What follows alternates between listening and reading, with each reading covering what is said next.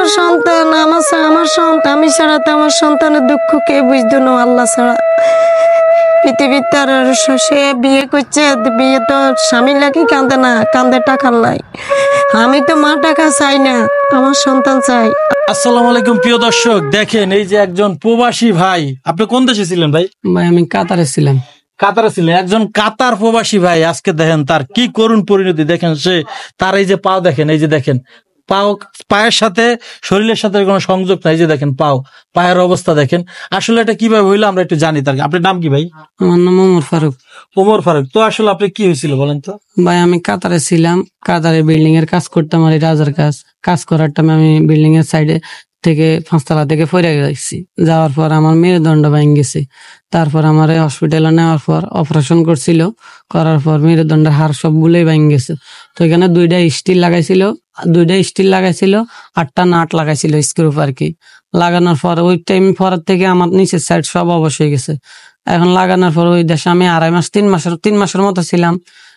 ডাক্তারে বলছে আমার ওই টাইম আমার পেশাব পায়খানা সব অবশ হয়ে গেছে। আমি কিছুই বলতে পারি না, অটোমেটিক হয় পা 2টা অবশ হয়ে গেছে। এখন ওইখানে 3 মাস থাকার পর আমার দেশে পাঠিয়ে দিছে ওই কাতারে ডাক্তার হসপিটাল থেকে। আসার পর মনে করেন যে আমি বাড়িতে 6 মাস ডাক্তার দেখাইছি। মনে করেন যে আমার আর কাছে কোনো টাকা পয়সা নাই চিকিৎসা করানোর জন্য। হ্যাঁ, একটা টাকা নাই আমার কাছে যে চিকিৎসা করাবো। আপনি ওই দেশে ছিলেন, যেই বিল্ডিং এ কাজ করেছেন, আমরা জানি যে বাংলাদেশের আইনে কোনো বিল্ডিং এ কাজ করলে সেখান থেকে সেই বিল্ডিং এর মালিকে ক্ষতিপূরণ দেয়। ওখান থেকে কি আপনি কোন ধরনের ক্ষতিপূরণ পেয়েছেন? না, আমি কোনো যে বিদেশে বাইরে প্রবাসীরা বাইরে বুঝবো, আমরা ওই যে বাইরে কাজ করছিলাম আর কি। আমরা ওই ফ্রি বিষয় বলে যারা, ওই টাইমে বাইরে কাজ করতাম। কাজ তো কাতারের সমস্যা এখন জানেন, ফুটবল খেলার আগ থেকে কাজ বন্ধ, কাজ নেই। একদিন করলে 10 দিন কাজ থাকে না। কাজে গেছি আর কি, ওইখানে কোনো টাকা পয়সা দেয় না কি, এগুলা ফ্রি বিষয় আর কি, এগ্রিমেন্ট করা নাই এগুলা, টাকা তো কেউ দিবে না ওই দেশে। এই সিস্টেমে সবাই জানে, বিদেশি ভাইয়েরা সবাই। এরপর আপনি অসুস্থ হয়ে গেছেন ভাই, কি বিয়ে শাদী করছেন নাকি? হ্যাঁ, বিয়ে করছি, আমার একটা মেয়ে আছে। তাহলে আপনার ওয়াইফ, আপনার বাচ্চা কোথায় ভাই? আমার ওয়াইফ আমার সাথে আসার পর 1 মাসের মতো ছিল। যাওয়ার পর ও চলে গেছে আমার চাইরা। যাওয়ার পর ও আমার নামে মামলা দিছে, ওরে কাবিনের টাকা দেওয়ার লাগিয়া। ও আর আসবে না বলছে। কত বছরের সংসার? 2 বছর সংসার। 2 বছরের বেশি। কত বছর? 2 বছরের বেশি হয়েছে বিয়ে করছেন? হ্যাঁ, 3 বছর। দর্শক শ্রোতা দেখেন, একজন প্রবাসী ভাই তার স্ত্রী সন্তানের সুখের জন্য, একটু ভালো রাখার জন্য সে প্রবাসী গিয়েছিল। প্রবাসে যে একটি অ্যাক্সিডেন্ট হয়ে আজকে সে কিন্তু বিছনায় পড়ে গেছে। অথচ যেই স্ত্রীর জন্য সে বিদেশে গিয়েছিল। দেখেন, আমরা যখন পুরুষেরা আয় করি, যাই করি না কেন, সেটা কিন্তু স্ত্রী সন্তানই ভোগ করে। বৃদ্ধ মা বাবা ভাই বোন কিন্তু তারা কিন্তু ওরকম একটা ভোগ করে না। তো সেই স্ত্রী দেখেন কিভাবে পারলো এই স্বামীকে ছেড়ে চলে যেতে, টাকার জন্য আবার তাকে নাকি মামলাও দিয়েছে। জি। তো এখন তার সঙ্গে আর কি যোগাযোগ করেছিলেন কিনা? যোগাযোগ করতে চাইছি, ও আমার নাম্বার সব ব্লক করে দিছে। খারাপ লাগে না? স্ত্রীর সঙ্গে অনেক ভালো দিনগুলো কাটাইছেন। যে সময় আমি সুস্থ ছিলাম, টাকা পয়সা ছিল, ওই টাইমে তো কাটাইছি, ভালোই কাটাইছি। হ্যাঁ, সুন্দর। এখন আমার অসুস্থ, টাকাও নাই, আমার সুস্থতা নাই, স্ত্রীও নাই, কেউ নাই আমার পাশে। সন্তানের জন্য সারা রাত কান্দে।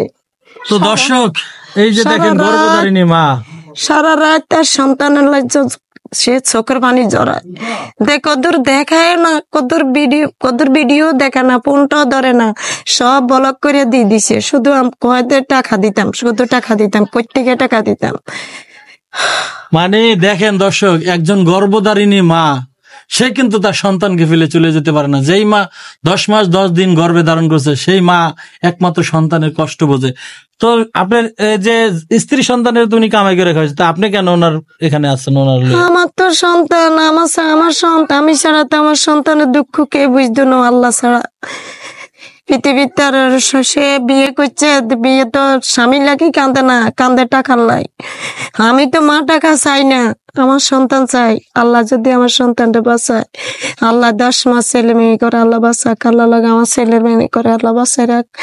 বাবারা যে, মায়েরা যে, যেখান তো আপনারা ভিডিওটা দেখতে আছেন, সবাই 10 টাকা 5 টাকা করে আমার ছেলেটারে সাহায্য করে দেন, ভিক্ষা বলি দান করে দেন। আমার মা বলি আপনারা 10 টাকা করে 5 টাকা করে।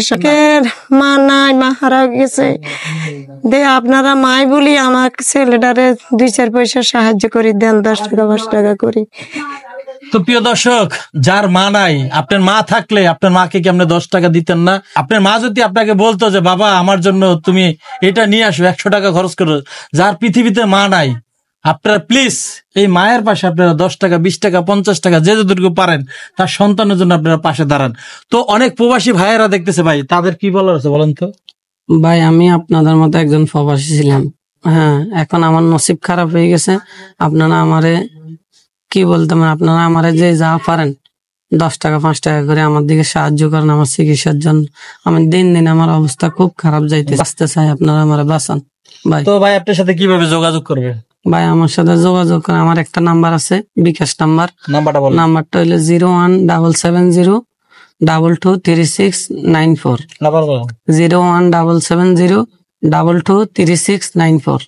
তো প্রিয় দর্শক, অলরেডি নাম্বারটি ডিসপ্লেতে দেখতেছেন, এটা হলো ওনার নাম্বার। আপনার নাম জানেন কি ভাই? উমর ফারুক। উমর ফারুক ভাই। তো আপনাদের সবার কাছে অনুরোধ করব, একজন প্রবাসী রেমিটের যোদ্ধা, আজকে তার কি করুণ পরিণতি এবং তার গর্ভধারিণী মা দেখেন, তারা কি একটা ঘরের ভিতরে বসবাস করতেছে, টাকার জন্য তার সন্তানের চিকিৎসা করতে পারছে না। দিনে দিনে তার সন্তান কিন্তু মৃত্যুর কোলে ঢুলে পড়ছে।